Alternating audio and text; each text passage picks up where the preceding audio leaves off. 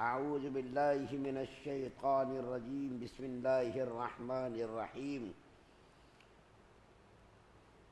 والسابقون الاولون من المہاجرین والانصار والذین اتبعوهم بإحسان رضی اللہ عنہم ورضوا عنہ وأعد لهم جنات تجری تحتها الانہار خالدین فیہا ابدا ذلک الفوز العظیم۔ اور مہاجرین اور انصار میں سے جو لوگ پہلے ایمان لائے اور جنہوں نے نیکی کے ساتھ ان کی پیروی کی، اللہ ان سب سے راضی ہو گیا ہے اور وہ اس سے راضی ہیں، اور اللہ تعالیٰ نے ان کے لیے ایسے باغات تیار کر رکھے ہیں جن کے نیچے نہریں بہتی ہیں، جن میں وہ ہمیشہ ہمیشہ رہیں گے۔ یہی بڑی زبردست کامیابی ہے۔ سورہ توبہ کی 100 نمبر کی آیت آپ کے سامنے پڑھی گئی ہے۔ اس سے پہلے منافقوں کا تذکرہ ہو رہا تھا۔ 99 نمبر کی آیت میں اللہ تعالیٰ نے مخلص مسلمانوں کا تذکرہ کیا، اور اس وقت جو آیت کریمہ پڑھی گئی ہے یعنی 100 نمبر کی آیت، اس آیت کریمہ میں 3 جماعتوں کا تذکرہ کیا ہے جو جنتی ہے۔ 3 جماعتوں کا تذکرہ کیا ہے جو جنتی ہے، اور اس کے لیے اللہ تعالیٰ نے اپنی رضا کا پروانہ عطا فرمایا ہے۔ ان میں سے سب سے پہلے کون ہیں؟ صحابہ کرام۔ صحابہ کرام میں بھی ایمان قبول کرنے کے اعتبار سے درجے بنے ہوئے ہیں۔ کچھ صحابہ کرام پہلے مسلمان ہوئے، کچھ بعد میں ہوئے۔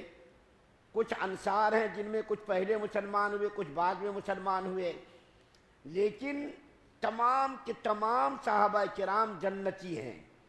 محمد بن کعب رحمۃ اللہ علیہ سے کسی نے پوچھا کہ صحابہ کرام کے بارے میں آپ بتائیے، کچھ رائے کا اظہار کیجئے۔ تو محمد بن کعب قرظی رحمۃ اللہ علیہ نے فرمایا تمام کے تمام صحابہ کرام جنتی ہیں، اللہ ان سے راضی ہیں، اللہ سے وہ لوگ راضی ہیں۔ تو اس آدمی نے پوچھا کہ دلیل پیش کیجئے کیا ہے؟ تو محمد بن کعب رحمۃ اللہ علیہ نے یہی آیت کریمہ بطور دلیل پیش کی کہ اس آیت کریمہ کی روشنی میں صحابہ کرام پورے کے پورے جنتی ہیں۔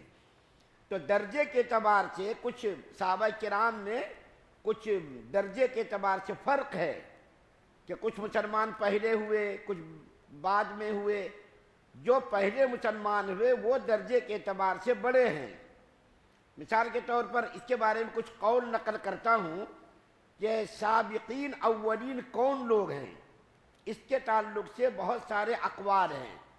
سعید بن مسیب کا ایک قول ہے، اسی طریقے سے قتادہ رحمۃ اللہ علیہ کا ایک قول ہے، اور بھی دوسرے لوگ ہیں جن کے اقوال ہیں سابقین اولین کون لوگ ہیں۔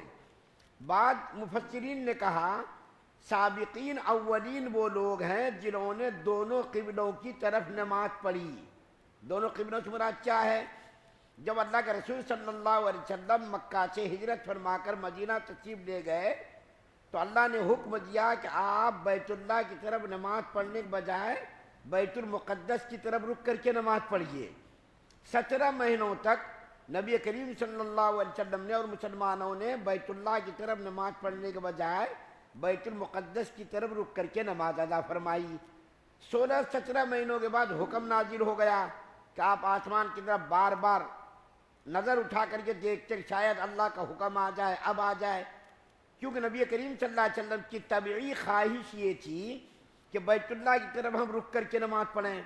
تو اللہ تعالیٰ نے نبی کریم صلی اللہ علیہ وسلم کی خواہش کا خیال کیا اور بیت المقدس کے بجائے پھر بیت اللہ کی طرف رک کر کے نماز پڑھنے کا حکم دیا۔ تو اب مسلمان سابقین اولین بعض لوگوں کے قول کے مطابق وہ ہے جنہوں نے دونوں قبلوں کی طرف رک کر کے نماز پڑھی، بیت المقدس کی طرف بھی اور بیت اللہ کی طرف بھی رک کر کے نماز پڑھی۔ بعض لوگ کہتے ہیں جو صحابہ کرام جنگ بدر میں شریک ہوئے وہ سابقین اولین ہے، یعنی ایمان اور اسلام میں سبقت کرنے والے ہیں۔ بعض مفسرین کہتے ہیں کہ جو لوگ صلح حدیبیہ میں شریک تھے وہ سابقین اولین ہیں، اور بعض لوگ کہتے ہیں جو لوگ بیعت رضوان میں شریک تھے وہ لوگ سابقین اولین ہیں۔ بیعت رضوان کیا ہے؟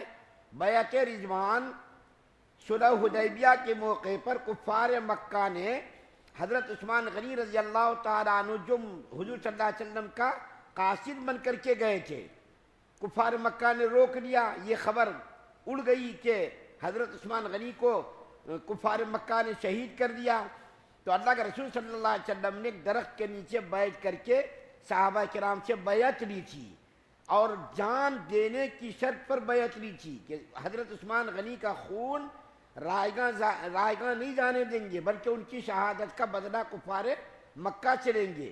تو 1400 صحابہ کرام نے بیعت کی تھی، جان اور مال قربان کرنے کی عہد کیا تھا۔ تو برکت یہ اقوال ہیں۔ اب میں اس آیت کریمہ کا خلاصہ بیان کرتا ہوں، لمبی بات ہو جائے گی۔ اس آیت کریمہ میں ایک تو فضیلت بیان کی ہے مہاجرین کی، صحابہ کرام جو پہلے مسلمان ایمان قبول کرنے والے، ہجرت کرنے والے، اور دوسرے کون ہیں؟ انصار، ہجرت کر کے مکے سے مدینہ جانے والے کو مہاجر کہتے، اور مدینے کے جو مسلمان ساتھ دینے والے ان کو انصار کہتے۔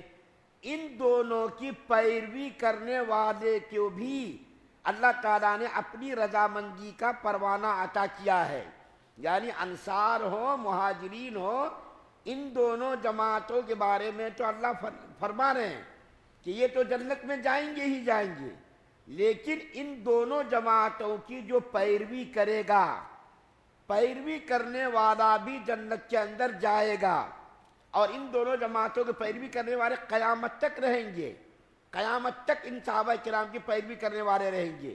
اور اللہ کے رسول صلی اللہ علیہ وسلم نے فرمایا اصحابی کالنجوم، یہ میرے صحابہ ستاروں کے مانند ہیں، جس کی تم پیروی کرو گے منزل مقصود تک پہنچ جاؤ گے، جس کی بھی تم پیروی کر لو، یہ سب ستاروں کے مانند ہیں، جو جس کے پیچھے چلے گا وہ کامیابی کے منزل تک پہنچ جائے گا۔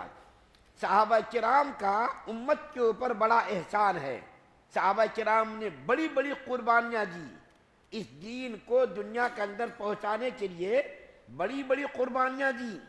صحابہ کرام نے جب ایمان قبول کیا تو ان کے ساتھ کفار نے، مشرکین نے کیا کیا سلوک کیا، کون سا ایسا بہیمانہ سلوک تھا جو انہوں نے مسلمانوں کے ساتھ روا نہ رکھا ہو، ہر ممکن اذیت پہنچا کر کے دین سے برگشتہ کرنے کی کوشش کی، لیکن کوئی مسلمان برگشتہ نہیں ہوا، ایمان سے کوئی پھرا نہیں۔ ان صحابہ کرام نے نبی کریم صلی اللہ علیہ وسلم کی تعلیمات کو دنیا کے اندر عام کرنے کے لیے جتنی بھی کوشش ہوئی اتنی کوشش انہوں نے کر ڈالی۔ نبی کریم صلی اللہ علیہ وسلم کی وفات کے بعد تقریباً صحابہ کرام دنیا کے چپے چپے میں پھیل گئے تاکہ نبی کریم صلی اللہ علیہ وسلم کا دین دنیا کے اندر پہنچ جائے۔ ہندوستان بھی صحابہ کرام آئے، شام گئے، روم گئے، ایران گئے، ساری دنیا کے اندر یہ صحابہ کرام پہنچ گئے۔ اگر یہ صحابہ کرام نہ ہوتے تو ہم لوگ آج مسلمان نہ ہوتے، ہمارے چہروں پر داڑھی نہ ہوتی، ہمارے سر پر ٹوپی نہ ہوتی، مساجد کے اندر سے 5 وقت کی اللہ تعالیٰ کی وحدانیت کی صدائیں بلند نہ ہوتی،